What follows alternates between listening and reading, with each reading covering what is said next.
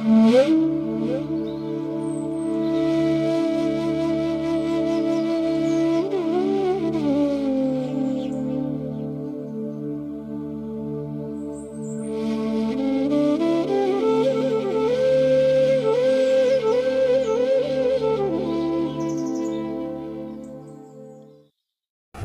জননীং শারদাং দেবীং রামকৃষ্ণং জগদ্গুরুং পাদপদ্মে তয় শ্রিত্বা প্রণমামি মুহুর্মুহু।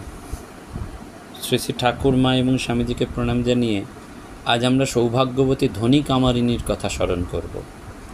অবতার পুরুষের প্রথম মুখদর্শন, প্রথম তাকে কোলে নেওয়া, যার ভাগ্য এত ভালো ছিল তার 200তম জন্মদিন পেরিয়ে গিয়েছে 2017 সালে। আমরা তাকেই আজকে স্মরণ করব বিখ্যাত সাহিত্যিক গবেষক শ্রী দেবনাথ বন্দ্যোপাধ্যায়ের লেখার আলোকে। ভগবান শ্রীরামকৃষ্ণদেবকে তো পুরোপুরি বোঝার সামর্থ্য আমাদের নেই। স্বামীজি বলতেন শ্রীরামকৃষ্ণকে বুঝতে হলে শ্রীরামকৃষ্ণ হতে হবে, অর্থাৎ তাঁকে সম্পূর্ণরূপে বোঝে ওঠা অসম্ভব। তিনি অনন্ত ভাবরাশির সমুদ্র এবং তাঁর ভাব আন্দোলনের রূপরেখা বহুধা বিস্তৃত। নারী জাতির উন্নতি বিধান ছিল এই ভাব আন্দোলনের অন্যতম একটি বৈশিষ্ট্য। নারীকে সমর্যাদায় প্রতিষ্ঠা করতে চেয়েছেন, দিতে চেয়েছেন সর্বোচ্চ সম্মান। তাই ঠাকুরের ছিল মাতৃভাব। তিনি বলছেন সেই আদ্যাশক্তির পূজা করতে হয়, তাকে প্রসন্ন করতে হয়। তিনিই মেয়েদের রূপ ধারণ করে রয়েছেন। তাই আমার মাতৃভাব, মাতৃভাব অতি শুদ্ধ ভাব। এই মাতৃভাব সাধনের শেষ কথা। তুমি মা, আমি তোমার ছেলে, এই শেষ কথা। তাই চন্দ্রমণি দেবী যেমন তার মা, ধনী কামারনীও তেমনি। এই ধনী অতি সাধারণ এক দরিদ্র নিঃসন্তান বিধবা গদাধরের জননী চন্দ্রমণি দেবীর অত্যন্ত ঘনিষ্ঠ সহচরী ছিলেন এই ধনী কামারনী। তিনি ছিলেন গদাইয়ের ধাত্রীমা এবং ভিক্ষামা, এবং সর্বোপরি অবতার পুরুষের প্রথম মুখদর্শন এবং প্রথম তাকে কোলে নেওয়ার পরম সৌভাগ্য তিনি অর্জন করেছিলেন।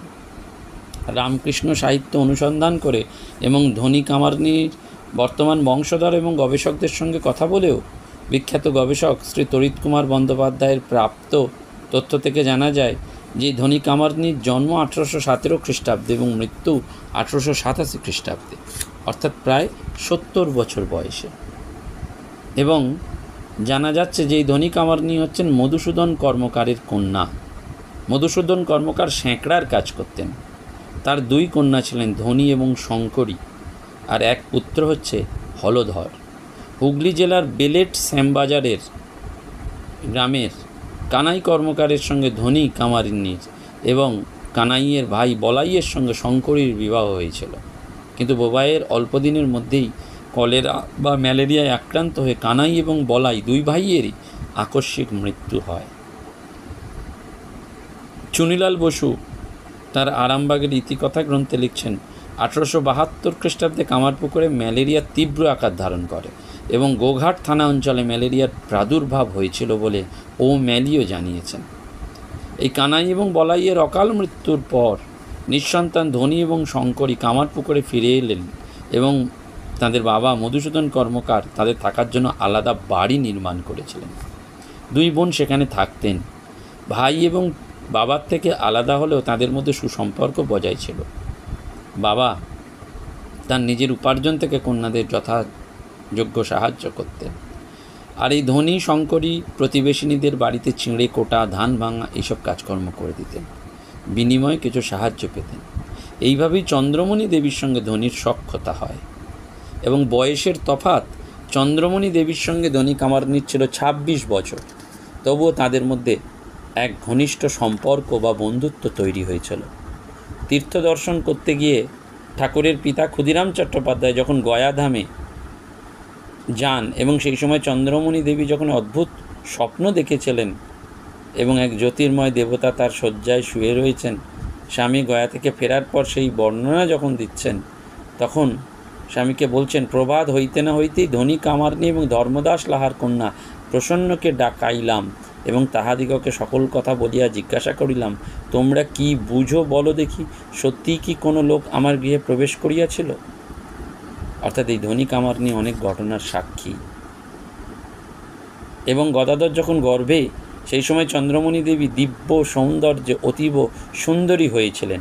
তার রূপলাবণ্য দেখে ধনী প্রমুখ তাঁর প্রতিবাসীগণ বলিত, এইবার গর্ভধারণ করিয়া তিনি যেন অন্যান্য বার অপেক্ষা রূপলাবণ্যশালিনী হইয়াছেন।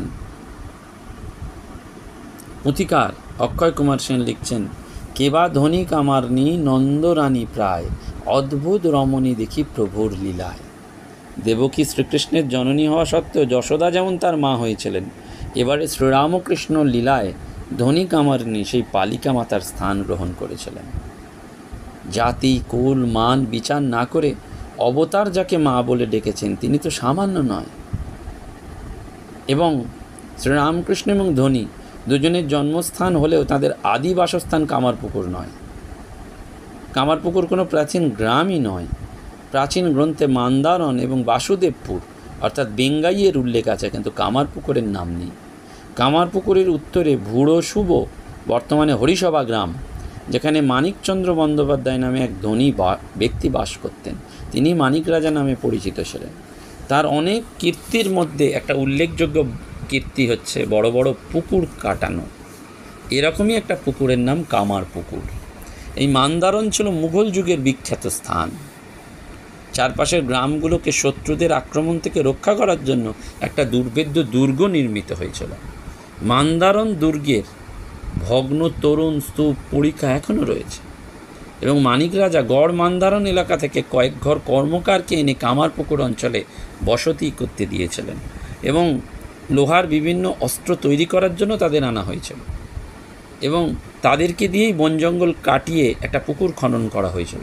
কামারপাড়ায় কামারদের দ্বারা খনন করা পুকুরটি কামারদের পুকুর বা কামারপুকুর নামে পরিচিত। শ্রীরামকৃষ্ণদেবের জন্মরাত্রে ধনীকে ধাইয়ের দায়িত্ব পালন করার জন্য কিন্তু নিযুক্ত করা হয়নি। ধাইয়ের কাজে ধনীর পূর্ব অভিজ্ঞতা ছিল কি না সে সম্পর্কেও কোনো তথ্য পাওয়া যায় না। এবং রামকুমার ও কাত্যায়নীর জন্ম হয়েছিল দেরেক গ্রামে, আর রামেশ্বরের জন্ম হয়েছিল কামারপুকুর গ্রামে। ধনী এবং শঙ্করী ছিলেন নিঃসন্তান এবং ধনী শ্বশুরবাড়িতেও ছিলেন অল্পকাল, সুতরাং তার কোনো ধাত্রী হওয়ার অভিজ্ঞতাও ছিল না। কিন্তু ওই 1836 সালের 17 ফেব্রুয়ারি বুধবার শুক্লপক্ষের শুভ দ্বিতীয়া তিথিতে ঠাকুর ধনীর সম্মুখে ধনীর সাহায্যে এই ধরাধামে আবির্ভূত হলেন। পুঁথিকার জন্মের পরেই উনুনে পড়ে ছাই মাখার কথা বলেননি, কিন্তু ধনী প্রথম গদাধর তথা শ্রীরামকৃষ্ণের মুখ দর্শন করেন, তাকে প্রথম কুলে নেন এবং বাড়ির সকলকে প্রতিবেশীদের খবর দেন। তাই ধনী হয়েছিলেন ঠাকুরের দ্বিতীয় মা।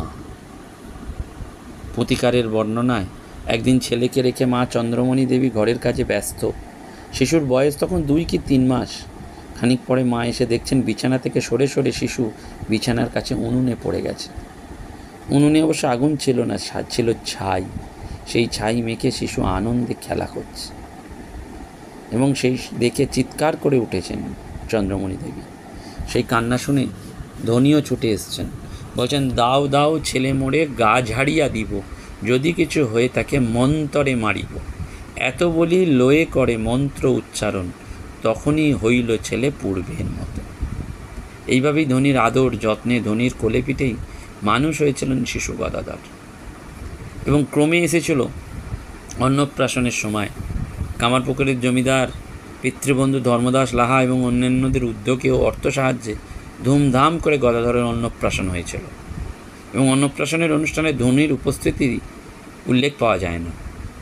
এবং বিশেষ করে দেখা যায় গদাধরের অন্নপ্রাশন উপলক্ষে পল্লীর ব্রাহ্মণ এবং ব্রাহ্মণেতর সকল জাতি ঠাকুরের এই জাতি শ্রীযুক্ত ক্ষুদিরামের কুটিরে এসে রঘুবীরের প্রসাদ ভোজনে পরিতৃপ্ত হয়েছিলেন এবং ধাত্রীমা ধনীও ছিলেন সেই অনুষ্ঠানে।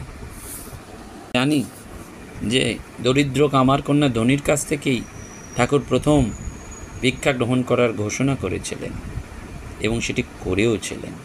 সে সময়ের সমাজ ব্যবস্থার বিরুদ্ধে গিয়ে এই ভিক্ষা গ্রহণ এক দৃষ্টান্তমূলক স্থাপনা করেছিলেন ভগবান শ্রীরামকৃষ্ণ পরমহংসদেব। এই ধনী কামারনি মিষ্টান্ন মোদকাদি সযত্নে প্রস্তুত করতেন আর সুযোগ পেলেই গদাইকে খাওয়াতেন। ঠাকুরের নিজের কথাতেই আছে, আমার কামার বাড়ির ডাল খেতে ইচ্ছা ছিল। ছেলেবেলা থেকে কামাররা বলতো বামুনরা কি রাঁধতে জানে, তাই খেলুম, কিন্তু কামারে কামারে গন্ধ। সুতরাং ধনী নয়, ছুতোর কন্যা খেতির মায়েরও আমরা সন্ধান পাই, যার বাড়িতে গদাধর খেতেন। গদাধরের যখন নবম বছর চলছে, শ্রীযুক্ত রামকুমার এই উপনয়নের ব্যবস্থা করছেন। কামার কন্যা ধনী ইতিপূর্বেই একসময় বালকের কাছে প্রার্থনা করেছিলেন যে সে যেন প্রথম ভিক্ষা তার কাছ থেকেই নেয়, এবং ঠাকুর নিজের অগ্রজকে সেটা নিবেদন করলেন। রামকুমার আপত্তি করলেন, কারণ বংশে কখনো এরকম হয়নি। কিন্তু ঠাকুরও নিজ অঙ্গীকার স্মরণ করে সেই বিষয়ে জেদ ধরলেন এবং বললেন, ওরকম না করলে তাকে সত্যভঙ্গের অপরাধে অপরাধী হতে হবে। মিথ্যাবাদী ব্যক্তি ব্রাহ্মণোচিত যোগ্যসূত্র ধারণে কখনো অধিকারী হতে পারে না। ঠাকুর আবাল্য সত্যে প্রতিষ্ঠিত ছিলেন। সত্য এবং ভগবান তার কাছে ছিল অভিন্ন। তাই গদাধরের এই কথাই ছিল, যদি কথার সত্যতাই না রাখতে পারলাম, তবে ব্রাহ্মণত্বে উত্তীর্ণ হওয়ার জন্য উপবিদ নেওয়াও যে বৃথা হয়ে যায়। পরবর্তীকালে আমরা জানি যে এই ধনী কামারনির কাছ থেকেই প্রথম ভিক্ষা গ্রহণ করেছিলেন ঠাকুর। 1946 সালে 5ই মার্চ কামারপুকুরে ধনী কামারনির জন্মভিটার ওপর একটি মন্দির নির্মিত হয়েছে এবং সেখানে লেখা আছে, শ্রী শ্রী ধনী মাতার সেবায়িত মাখনচন্দ্র কর্মকার, গোপীবল্লভ কর্মকার, সাধনচন্দ্র কর্মকার। এই মাখনচন্দ্র ধনীর ভাই হলধরের জ্যেষ্ঠ পুত্র, লক্ষ্মীকান্তের একমাত্র পুত্র। এবং খ্যাতনামা শিল্পী NC দাস ধনী মায়ের একটি কাল্পনিক চিত্র অঙ্কন করেছিলেন। সেই চিত্রটি রেখেই ধনী মায়ের পুজো হতো। 2011 সালের 16ই ফেব্রুয়ারি মন্দিরে একটি মূর্তি প্রতিষ্ঠা হয় এবং এই মূর্তিটি বেলুর মঠের ঠাকুরের মূর্তি নির্মাতা প্রখ্যাত গোপেশ্বর পালের দৌহিত্র ভাস্কর আশিস পাল তৈরি করে দিয়েছিলেন। আশিস পাল দাবি করেন না যে ধনী মায়ের মূর্তিটি তিনি নির্মাণ করেছেন। তিনি বলেন, কিভাবে যেটি রূপায়িত হলো তা আমি বর্ণনা করতে পারবো না। আগে এত এত মূর্তি গড়েছি, কখনো এমন অনুভব হয়নি। যখনই মূর্তিটির কাজে হাত দিতাম, কেমন যেন ঘোরের মধ্যে চলে যেতাম। হাত দুটি শুধু যন্ত্রের মতন কাজ করত। যন্ত্রী ছিলেন স্বয়ং ঠাকুর। তা না হলে মা আর সন্তানের এই রূপদান আমার পক্ষে সম্ভব হতো না। এক পাশে শ্রী ঠাকুর, অন্য পাশে শ্রী মা, মাঝখানে শিশু গদাধর কোলে উপবিষ্টা ধনী মা। আজও সেই মন্দিরে নিত্য পূজা হচ্ছে, দর্শনার্থীরা আসছেন। কিন্তু আমরা বারবার অবাক হয়ে যাই যে কামারপুকুর জয়রামবাটিতে যে সমস্ত দর্শনার্থীরা আসেন, তারাও এই ধনী কামারনিকে প্রণাম করেন, ঠাকুরের দ্বিতীয় মাকে। এবং ভাবতে অবাক লাগে যে সাধারণ থেকে অসাধারণ হয়ে উঠেছিলেন এই নারী। কি অপার্থিব, কি অপার সৌভাগ্যের অধিকারিণী ছিলেন এই ধনী কামারনি। সম্ভবত 1887 সালেই এই ধনী কামারনির দেহত্যাগ হয়। তার বেশি দিন যে খবর বা আরও বেশি কিছু খবর আমরা পাই না, কিন্তু ধনীকে ভিক্ষে মা বলে সম্বোধন করতেন শ্রী মাও, এবং তার সঙ্গেও হয়তো ধনীর সাক্ষাৎ হয়েছিল, কিন্তু কতটা সান্নিধ্য হয়েছিল, সখ্যতা হয়েছিল, সেটার কোনো ইতিহাস পাওয়া যায়নি। তবুও আজকের দিনে আমরা তাকে স্মরণ করলাম। নমস্কার, ধন্যবাদ। এবং এই সৎকথায় মননের সর্বশেষে আপনাদের জন্য আনন্দের সংবাদ জানাই যে আগামী 30শে মার্চ স্বামী অবেদানন্দ কনভেনশন সেন্টার বেলুর মঠে যে ভক্ত সম্মেলনের আয়োজন করা হয়েছে, প্রাণারাম বাংলা ইউটিউব চ্যানেল আয়োজিত সকাল 8:30 থেকে, সেই ভক্ত সম্মেলনের টিকিট রোববার সকালবেলাতেও আপনারা বেলুর মঠে গিয়ে সংগ্রহ করতে পারেন।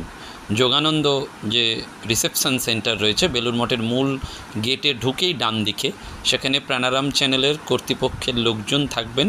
তারা ওই দিনও আপনাদের সকালে প্রবেশপত্র দেবেন। সুতরাং যারা ভাবছেন তারাও কিন্তু ওই দিন সকালে গিয়ে প্রবেশপত্র সংগ্রহ করে 8:30টার ভক্ত সম্মেলন স্বামী অবেদানন্দ কনভেনশন সেন্টারে যোগদান করতে পারেন এবং এক অপূর্ব অনুধ্যানের মধ্যে দিয়ে অন্তত দিনের অর্ধবেলা বেলুড় মঠের পবিত্র পুণ্য অঙ্গনে কাটাতে পারেন। নমস্কার, ধন্যবাদ। প্রাণারাম প্রাণারাম প্রাণারাম প্রাণারাম প্রাণারাম প্রাণারাম। কি যেন লুকানো নামে তাই মিষ্ট এত তব নাম প্রাণারাম প্রাণারাম।